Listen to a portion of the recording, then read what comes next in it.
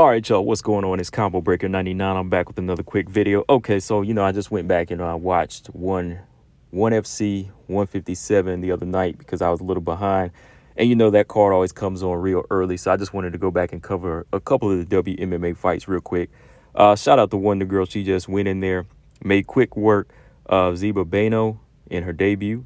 And, she went in there and did it in dominant fashion. I mean, that's what I'm saying. Look, both of the WMMA fights on this card, they were pretty solid. So, WMMA is not going anywhere. It's not really taking a big hit. Of course, we had a bad title fight a few weeks ago. But other than that, look, if you go and watch some of these other fights for different organizations, you're going to get good fights. It's all wherever you turn your eyes to. You know what I mean? Like, UFC's not the only thing. I mean, the casual fan thinks that way, and the casual fan is going to continue to cry and, just whine if the UFC is not performing to a high level. But if you want to see good fights, if you start putting eyes on these other organizations, it's going to build them up as well, and they'll probably sign more women, right? So if you go to Bellator, Invicta FC, ONE FC, and so on, you will see some of these good fights that we're missing out on, right? So like I said, even me, I have to go back and watch some of these and catch them. And then when I see these exciting performances, I'm like, okay, no, the fight game's not going anywhere. The women are not performing to a lackluster level here. Every now and then you get some bad style matchups, but overall, I think we just been getting too spoiled. But yeah, shout out to Wondergirl. She went in here, got it done against Zeba Bano right from the jump. Explosive start. Wondergirl, she was going right after Bano. She landed some good knees and some right hands, cracking her on the, just really cracking her right on the chin and putting a lot of pressure on. But Bano, she was able to separate with a nice right hand herself and try to keep that range. And you can see the two of these fighters really wanted to make a statement. They were really just throwing hard strikes from the jump in the first round. But Wondergirl, she kept applying that pressure until she got Bano down with a big knee, dropped her, got her against the cage, and made a quick turn into a sitting armbar. Like, it was just such a quick maneuver. Like, she was facing Bano, but then she just turned right into it with her arm, got the armbar, and just kept on pressing her way down until she slid down the cage, and she was able to fully extend that arm, and Bano tapped. So yeah, good performance by Wondergirl. We got to see what's next for her. I think this fight was at 125, so I think maybe I have to go back and look at some of the other fighters that she could fight that are kind of close on her level, since she's 1-0 now. But I think Bano dropped to like 1-1. But yeah, overall it was a good performance.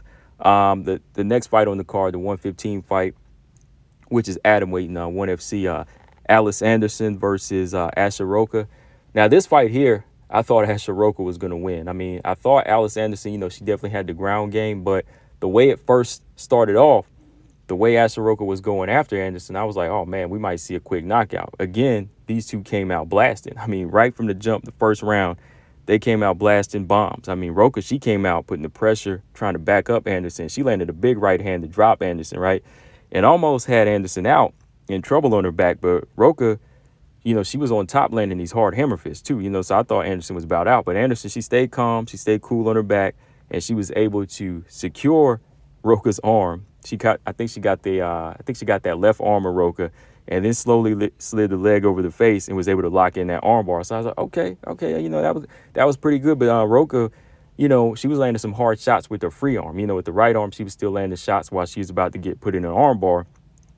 So it was kind of a reckless move by Rokka, right? But she was able to get out of the arm bar. But Anderson, really good with her jiu-jitsu. I've seen some of her early fights, in Invicta. She's pretty solid. She's very flexible. She's long and lean. She can move those limbs into submission attempts real quick. So Anderson went from the arm bar to a triangle choke, locked it in. I almost thought Rokka was out, but as she fell to her knees, she started getting it. She started feeling it got tighter and tighter, right? So as it got tighter and tighter, the ref sat there looking, and I was like, okay, I think he might want to let this go before she passed out. Then finally she taps, and the referee's still letting her hold on. He's still like not doing anything. So finally, he stops it. I'm like, wow, man, he's trying to let this girl get choked out. She already tapped. But yeah, it was a good performance, man. Alyse Anderson, she gets the first round finish over Asha Rokka via triangle in that first round. So yeah, man, WMMA and the ONE FC organization, they came out, they performed Friday. So I had to go back and just talk about these two quick finishes because that's how quick they were. They both were first round finishes. Wondergirl got hers, her submission, her armbar. And Alyse Anderson, she's back in the winner's circle. I mean, this is her first win in like a couple years, I think, right? She's had a couple of hiccups in her career, some injuries, some things that kept her out. But, she's still young. So, she's trying to, make sure she's fully healed up, be prepared for whatever, because there was a fight she was supposed to have, I think, last summer, or I think it was like towards the tail end of 2021, but she wasn't able to make it. I think there was an injury, so now she came back in full effect. Took a couple of hard strikes, but that jiu-jitsu on her back, it came right into plan, and it worked for her. So yeah, that was a good quick thinking by Alyse Anderson. I think from here, man, I like to see her in there with somebody like Risu Fogart. I think that would be a good matchup. I'd like to see that fight on the ground, because yeah, Alyse Anderson, she's pretty good with the jiu-jitsu. But yeah, guys, let me know if y'all saw the fights. If not, go check it out. The fights are free. It's on ONE FC's webpage. They put both separate fights up, and they're only like 2 minutes apiece. So yeah, if not, I'll just put the link here in the description if you haven't seen them.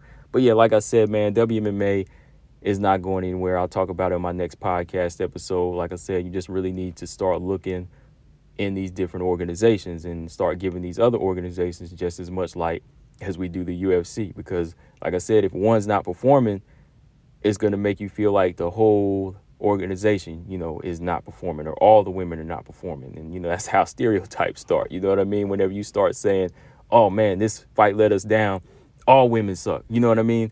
That's the thing people have to kind of break free from and just start looking at, looking everywhere else, start opening their mind to other things around the world. Right. But that's another video, guys. Let me know what y'all think. If y'all saw these fights. Combo Breaker 99. I'm out. Subscribe. Peace.